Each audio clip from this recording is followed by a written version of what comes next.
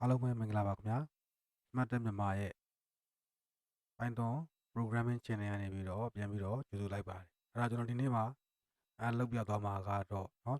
ကျွန်တော်ပြီးခဲ့တဲ့ဘက်ကလည်းတနေ့တော့လုပ်ပြသွားပါတယ်ပြီးခဲ့တဲ့နောက်ဆုံးဗီဒီယိုမှာဒီ anaconda မှာ improvement တွေကိုဘယ်လို create လုပ်ရမလဲဘယ်လို remove လုပ်ရမလဲဆိုတာကိုကျွန်တော်ကပြောပြသွားပြီးပြီပေါ့เนาะအခုဒီဗီဒီယိုမှာတော့ကျွန်တော်ကြာထပ်ပြီးတော့မတူတဲ့ Python version တစ်ခုကိုဘယ်လို install လုပ်မလဲဆိုတာကိုကျွန်တော်ဘယ်လို create လုပ်မလဲဆိုတာကိုကျွန်တော်ကပြောပြသွားမှာဖြစ်ပါတယ်เนาะအဲ့တော့ကျွန်တော်တို့အရင်ဆုံးပထမဆုံးဘာလုပ်မလဲဆိုလို့ရှိရင်ကျွန်တော် anaconda prompt ကိုဖွင့်လိုက်မယ်เนาะ anaconda prompt ကိုဖွင့်လိုက်ပြီဖွင့်လိုက်လို့ရှိရင်ကျွန်တော်အရင်ဆုံးကိုယ့်ရဲ့เนาะ anaconda မှာရှိတဲ့เนาะ improvement လေးတွေကိုအရင်ဆုံးကျွန်တော်ကစစ်ကြည့်မယ်เนาะ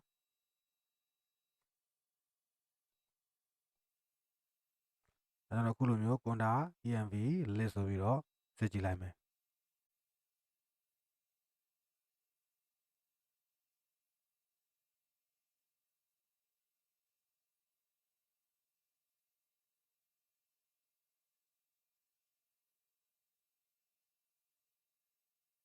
အဲ့ဒါဆိုလို့ရှိရင်ကျွန်တော်တို့စီမှာရှိတယ်เนาะကျွန်တော်ထဲမှာရှိတဲ့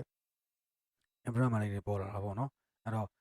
base ရှိတယ် metadata ရှိတယ် wm ရှိတယ်ပေါ့เนาะခုတော့ကျွန်တော်ကเนาะ python version ကို 2.7 နဲ့ 3.7 နှစ်ခုကိုကျွန်တော်က install လုပ်ပြီးတော့စမ်းပြသွားပါမယ်အဲ့တော့ပထမဆုံးကျွန်တော်တို့က 2.7 ကိုရင်တော့2.7 နဲ့ python 2.7 နဲ့ virtual environment ကိုရင်တော့ကျွန်တော်တို့ create လုပ်ကြည့်မယ်เนาะ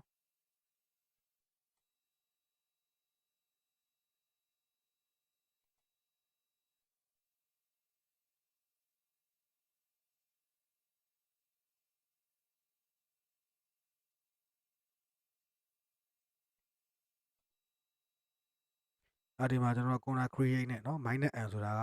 ကို create လုပ်မဲ့ environment ရဲ့ name အဲ့တော့ minus n ပြီးလို့ရှိရင်ကို create လုပ်မဲ့ environment ရဲ့ name ကိုထည့်ပေးရတယ်အဲ့တော့ကျွန်တော်ကဒီမှာ 2.7 ဖြစ်တဲ့အတွက် py 27လို့နာမည်ပေးလိုက်တယ်နောက်က python version က equal เนาะ python version က 2.7 ကို install လုပ်မှာလို့ပြောတာအဲ့တော့ကျွန်တော်တို့က py 27ဆိုတဲ့ name နဲ့ python version 2.7 install လုပ်ထားတဲ့ environment တစ်ခုကို create လုပ်ပါလို့ဒါပြောတာပေါ့เนาะ minus y ကတော့ကျွန်တော် yes no မေးတဲ့အချိန်မှာတခါတည်းမစောင့်တော့ဘဲနဲ့ yes လို့အောင်ဒါလည်းကျွန်တော်က minus y dash y ပေါ့เนาะပေးခဲ့လိုက်တာ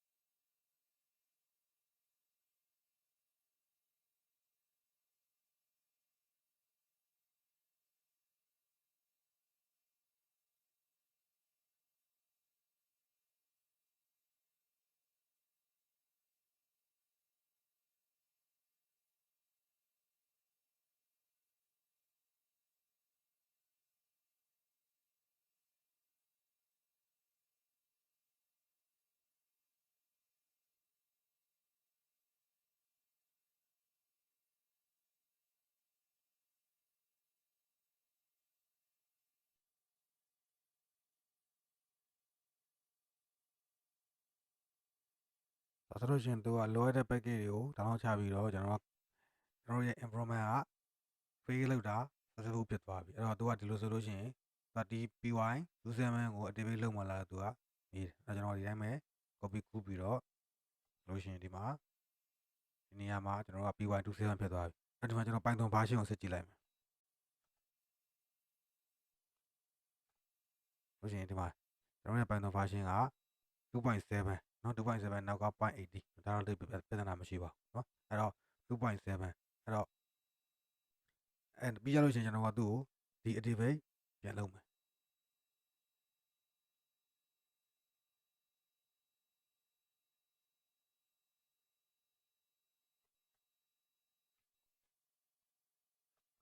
ဒီ activate ဆိုလို့ရှိရင်ခုနကကျွန်တော်တို့ရဲ့မူရင်း default ဖြစ်တဲ့ base တွေကိုပြန်ရောက်သွားမယ်အဲ့တော့ base ရဲ့ python version ကိုစစ်ကြည့်မယ် 3.9 เนาะဟုတ်ပြီဒါဆိုလို့ရှိရင်ဒါကျွန်တော်တို့က python 2.7 နဲ့environment တစ်ခု create လုပ်တာ ဒါအောင်မြင်သွားပြီပေါ့နော်နောက်တစ်ခုကကျတော့ကျွန်တော်တို့က 3.7 နဲ့လောက်ကြည့်နော်အဲ့တော့ဒီမှာကျွန်တော်လိုပဲပြပြမတော့မယ် Python version က 3.7 နေဝင်ကြတော့ by 37လို့ပေးလိုက်နော်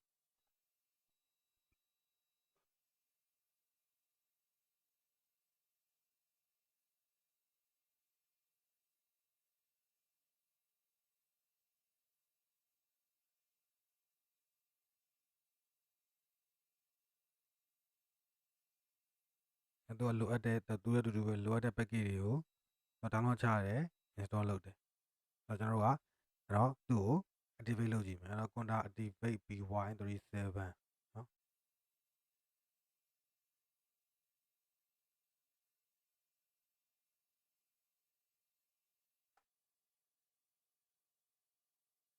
ကျွန်တော်တို့က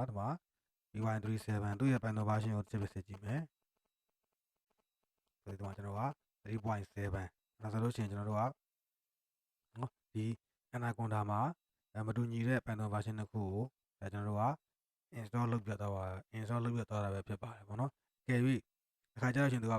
ဖြစ်လဲဆိုတော့ကျွန်တော်စီမှာတော့မြင်တယ်ဆိုတာကဒီ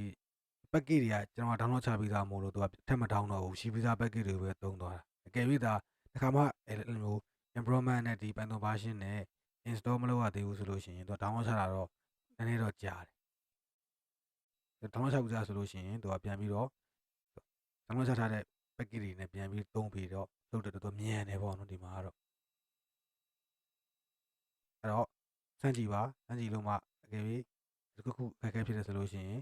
ကုန်းပေါက်ကပဲဖြစ်ဖြစ် messenger ပဲဖြစ်ဖြစ်